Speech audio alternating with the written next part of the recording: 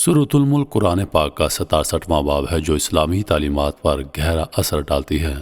اسے بادشاہت یا حاکمیت کہا جاتا ہے اور یہ اللہ کی کائنات پر مکمل حکمرانی کو ظاہر کرتی ہے۔ یہ سورہ مکہ میں نازل ہوئی اور اس میں 30 آیات ہیں۔ ہر آیت میں گہرے معنی ہیں جو اللہ کے وجود، زندگی اور موت کے مقصد اور آخرت کے بارے میں سوچنے کی دعوت دیتی ہے۔ یہ سورہ قارئین کو ان بڑے خیالات پر غور کرنے کی ترغیب دیتی ہے۔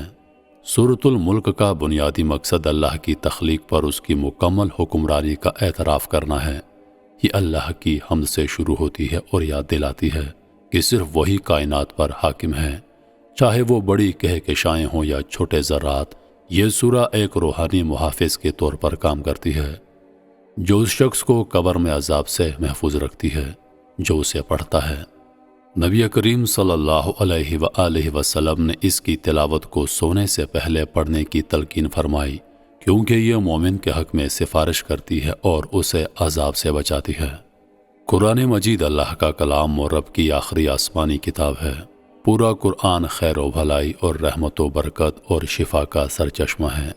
اس پر ایمان لانا، تلاوت کرنا، آیات میں تدبر کرنا، عمل کرنا، شفا کے لیے قرآنی آیات پڑھ کر دم کرنا اور پوری زندگی اس کے مطابق گزارنا قرآن کا حق ہے۔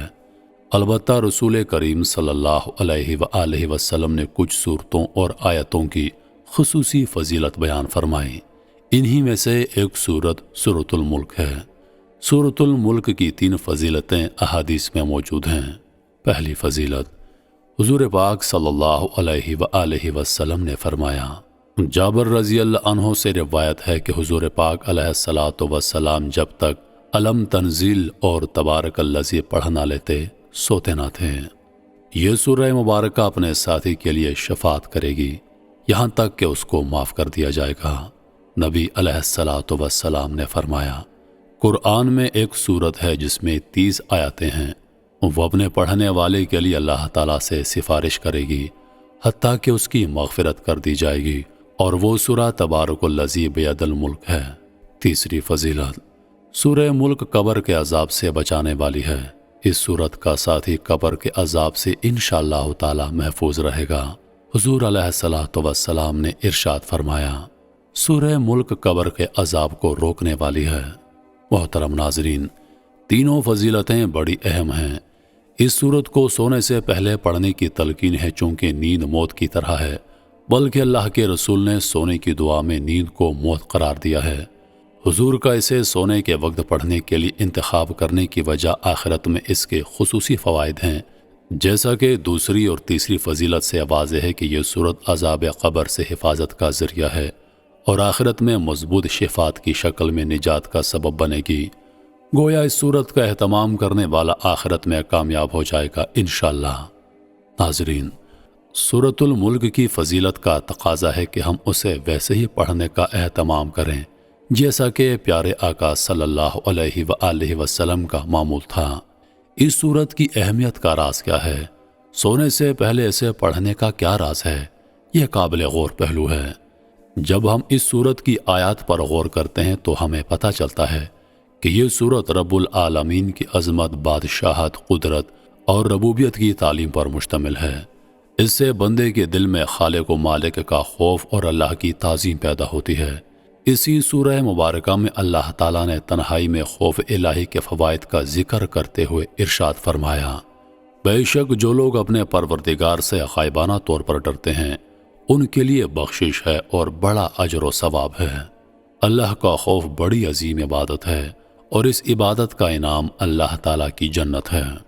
ہاں، جو شخص اپنے رب کے سامنے کھڑے ہونے سے ڈرتا رہا ہوگا اور اپنے نفس کو خواہش سے روکا ہوگا تو بے شک جنت ہی اس کا ٹھکانہ ہے۔ سورۃ الملک زندگی کا مقصد، خالق کائنات کی تعظیم اور رب العالمین کی محبت سکھاتی ہے۔ رب عزیز کی قوت و طاقت کا درس دیتی ہے، رب سے بغاوت اور کفر کے برے انجام سے ڈراتی ہے اور بندگی کرنے والوں کے لیے سعادت عظمیٰ کی بشارت سناتی ہے۔ اللہ تعالیٰ نے پہلے ہی آیت میں فرمایا کہ بادشاہت کا مالک وہی اللہ ہے جس کے خیر و برکت کی کوئی انتہا نہیں ہے اور وہ ہر چیز پر مکمل قدرت رکھنے والا ہے۔ اہل ایمان کے لیے سورہ مبارکہ میں اہم پیغام پوشیدہ ہیں جو سمجھ کر ہر روز تلاوت کرے گا اور غور و فکر کرے گا وہ اس کے اثرات اپنی زندگی میں ضرور محسوس کرے گا۔ چند اہم پیغامات یہ ہیں۔ برکت یعنی خیر میں اضافہ اور دوام و ہمیشگی رب کی طرف سے ہے۔ نعمتوں میں برکت ڈالنا صرف رب کا کام ہے، لہٰذا برکت کے حصول کے لیے صرف رب العالمین سے رجوع کرنا چاہیے۔ آسمان و زمین کا خالق و مالک اور مدبر اللہ تعالیٰ ہے، وہ شہنشاہ ہے، اس لیے اسے محبت کرنا اور اس سے ڈرنا ہی سمجھداری اور سعادت مندی ہے۔ زندگی کا مقصد اور عمل صالح کی زندگی گزارنا ہے۔ یہ سورہ اہل ایمان کو بندگی کے آداب سکھاتی ہے اور اہل ایمان عمل صالح آخرت اور جنت و جہنم پر ایمان، رب کی شکر گزاری، غور و فکر اور رب العالمین سے ہمیشہ ڈرنے اور محبت کرنے کی تعلیم دیتی ہے۔ محترم ناظرین، آئیے اب اس سورت کا ترجمہ ملاحظہ کرتے ہیں۔ بڑی برکت والا ہے وہ جس کے قبضے میں ہی ساری بادشاہی ہے اور وہ ہر چیز پر خوب قادر ہے، وہ جس نے موت اور زندگی کو پیدا کیا تاکہ تمہاری آزمائش کرے کہ تم میں کون زیادہ اچھے عمل کرنے والا ہے، اور وہی بہت عزت والا، بہت بخشش والا ہے۔ وہ جس نے ایک دوسرے کے اوپر 7 آسمان بنائے، اے بندے تو رحمان کے بنانے میں کوئی فرق نہیں دیکھے گا، بس تو نگاہ اٹھا کر دیکھ، کیا تجھے کوئی رخنہ نظر آتا ہے؟ نگاہ تیری ناکام ہو کر تھگی ماندی پلٹ آئے گی، اور ضرور بے شک ہم نے نیچے کے آسمان کو چراغوں سے آراستہ کیا اور انہیں شیطانوں کو مارنے بھگانے کا ذریعہ بنایا، اور ہم نے ان کے لیے بھڑکتی آگ کا عذاب تیار کر رکھا ہے، اور جنہوں نے اپنے رب کے ساتھ کفر کیا ان کے لیے جہنم کا عذاب ہے، اور وہ کیا ہی برا ٹھکانہ ہے۔ جب وہ کفار جہنم میں ڈالے جائیں گے تو ان کی چنگاڑ سنیں گے، وہ جوش مار رہی ہوگی، معلوم ہوتا ہے کہ غضب سے پھٹ جائے گی۔ جب کبھی کوئی گروہ اس میں ڈالا جائے گا تو اس کے داروغہ ان سے پوچھیں گے، کیا تمہارے پاس کوئی ڈر سنانے والا نہیں آیا تھا؟ وہ کہیں گے، کیوں نہیں، بے شک ہمارے پاس ڈر سنانے والے تشریف لائے، پھر ہم نے انہیں جھٹلایا اور ہم نے کہا اللہ نے کوئی چیز نہیں اتاری، تو تم بڑی گمراہی میں ہی ہو۔ اور وہ کہیں گے، اگر ہم سنتے یا سمجھتے تو دوزخ والوں میں نہ ہوتے۔ تو اب انہوں نے اپنے گناہ کا اقرار کیا تو دوزخیوں کے لیے پھٹکار ہو۔